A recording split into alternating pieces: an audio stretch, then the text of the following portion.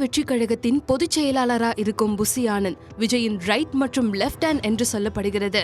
இவர் புதுச்சேரி மாநில முன்னாள் அமைச்சரும் காங்கிரஸ் பிரமுகருமான மறைந்த அஷ்ரப்பின் உதவியாளராக பணியாற்றியவர்.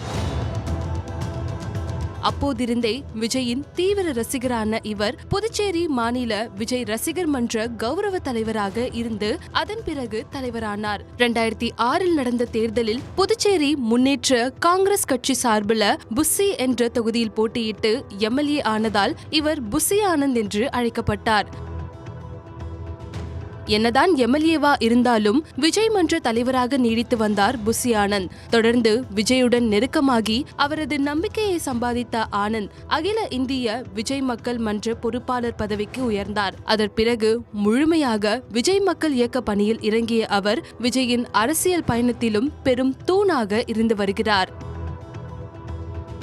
இதற்கிடையில் விஜயின் தந்தையான எஸ்.ஏ. சந்திரசேகரின் ஆதரவாளர்கள் விஜயை அரசியலுக்குள் கொண்டு வர போஸ்டர்கள் ஒட்டியதாக கூறப்படுகிறது. இதனை சற்றும் விரும்பாத புசி ஆனந்த் எஸ்ஏசியின் ஆதரவாளர்களை மக்கள் இயக்கத்திலிருந்து நீக்கியதாகவும் இதனால் அதிருப்தி அடைந்த எஸ்ஏசி தன் மகனை சுற்றி கிரிமினல் கூட்டம் இருக்கிறது, இது விஜய்க்கே தெரியாது என்று வருத்தத்துடன் சொன்னதாகவும் தகவல்கள் வெளியாகின. இந்த நிலையில் விஜய் அரசியல் பயணம் தொடங்கிய நாள் முதல் தற்போது தமிழக வெற்றி கழகம் தொடங்கி ஓராண்டு நிறைவு வரை விஜய்க்கு மிகப்பெரிய பக்கபலமாக இருந்து வருகிறார் புசி ஆனந்த். கட்சியை பதிவு செய்வதில் தொடங்கி மாவட்டந்தோறும் சென்று மாவட்ட செயலாளர்கள் நியமனம், ஒன்றிய நகர செயலாளர்கள் என மாவட்ட நிர்வாகிகள் நியமனம், மாநாடு ஏற்பாடுகள் என ஒவ்வொன்றையும் பார்த்து புசி ஆனந்த் செய்து வருகிறார்.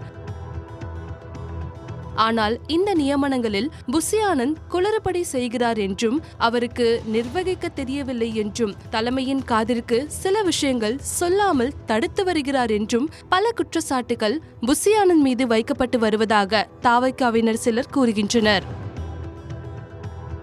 இத்தகைய சூழலில் புசி ஆனந்திற்கு எதிராக கட்சிக்குள்ளேயே ஒரு கூட்டம் உருவாகியுள்ளதாக பனையூர் பல்ஸ் அறிந்தவர்கள் தெரிவிக்கின்றனர். கட்சி தொடங்கி 2ஆம் ஆண்டில் அடியெடுத்து வைத்துள்ள தாவேகா சமீப நாட்களாகத்தான் சற்று ஆக்டிவாக பயணிக்கிறது. ஆதவ் அர்ஜுனா, நிர்மல்குமார் ஆகியோரை இணைத்து திராவிட கட்சிகளுக்கு அதிர்ச்சி கொடுத்துள்ளார் விஜய்.